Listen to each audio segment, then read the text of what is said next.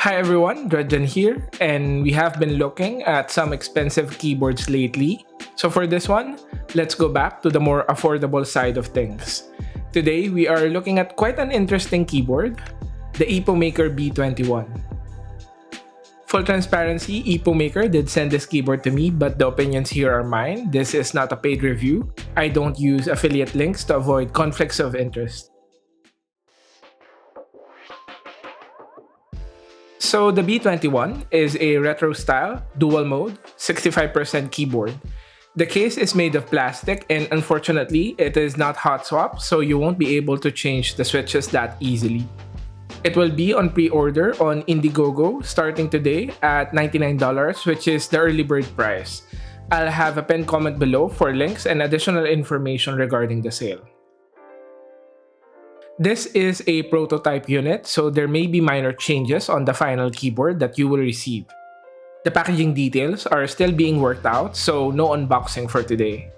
Taking a closer look first at the design, which is the headliner of this keyboard. The B21 sports a retro theme, and Epomaker nails it here. Whether you're a fan of this design is up to personal preference, but this keyboard looks like it came straight from the 90s. The case is a hard gray plastic with rounded edges that makes the keyboard look almost like a toy. Like an Etch-a-Sketch, especially with the two knobs at the top. It seems there will be multiple colorways or at least accent keycaps, and they are all reminiscent of old computers. At the back, you have 4 rubber feet and a bump that raises the keyboard at an angle. The layout is also quite unique. You get a 65% layout, meaning you get arrow keys and a condensed navigation cluster at the right side. You don't get a numpad and a function row.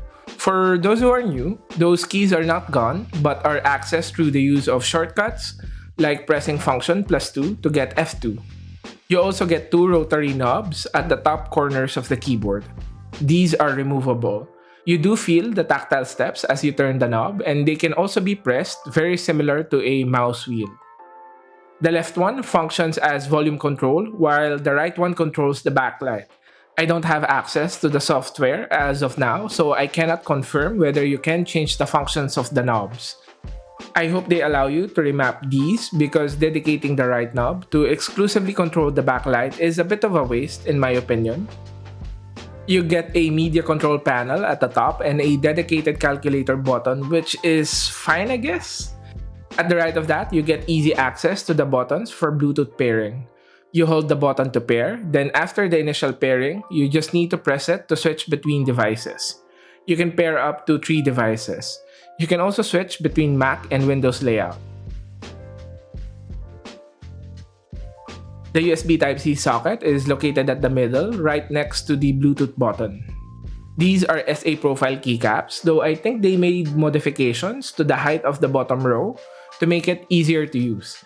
As you can see here, the bottom row is quite low compared to the shift row, which I like because the spacebar is angled in such a way that it is easier to hit, which is the reason why I sometimes reverse my cherry profile spacebar.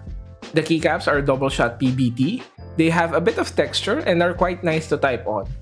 Though there are inconsistencies on the prints of the keycaps. I did tell Epomaker about this and they did say that this is something that should be addressed on the production units. This keyboard has north-facing LEDs, so it will have interference if you use cherry profile keycaps. As for the LEDs, the keyboard is backlit but it's not RGB. You only get a white color, which I guess is fine since it's still on theme.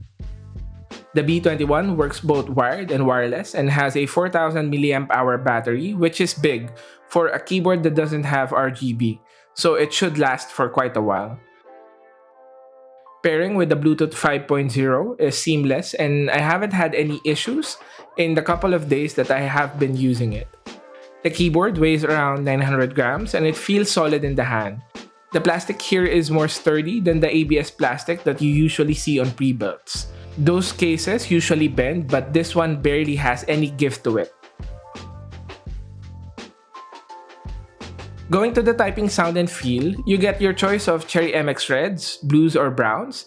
I got the Browns on this one and it's an MX Brown. The tactile bump is very small and it is a bit scratchy. Unfortunately, since the keyboard is not hot swap, you can't just remove the switches and then lube them. There is some rattle on the stabs, but it's acceptable for a pre-built.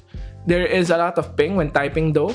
The plate is made of metal, and I'm honestly not sure if the ping is coming from the switches or from the case or from both. Here's the typing test.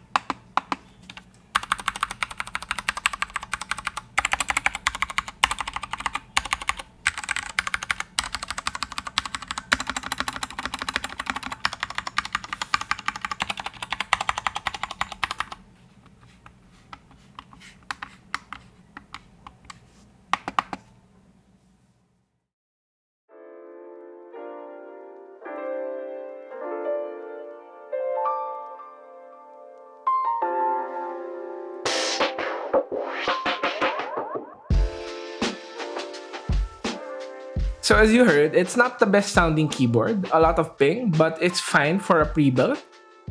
It's quite unfortunate that it's not hot swap, but they probably were looking at buyers who are not into modding their keyboard. So I guess that's fine. Going to the competition and who this keyboard is for, this one is quite difficult to nail down since the B21 has a very unique design. It goes for aesthetics first, so it is definitely not for enthusiasts who want a great typing experience. This is for those who want a nice looking keyboard on their desk at a reasonable price. Most of the keyboards that are similar to this are usually the Acco line of keyboards. Those are keyboards that have a set theme as well, and most are also not hot swaps. If you are looking for hot swap options, you can check out the channel, and I have reviewed quite a lot, like the Keychron K6, the Kimove Snowfox, and the GMMK line of keyboards. Overall, I do think this is a good keyboard for those who want something cute on their desk. However, this is definitely not for those who want to experiment on switches and dive deeper into the hobby. And that is it for this one. If you enjoy the content, please do consider subscribing as only 8% of my viewers are subscribed. If you don't want to miss an upload, click the bell icon. And I hope I have helped you in deciding whether this is the keyboard for you. See you on the next one. Bye!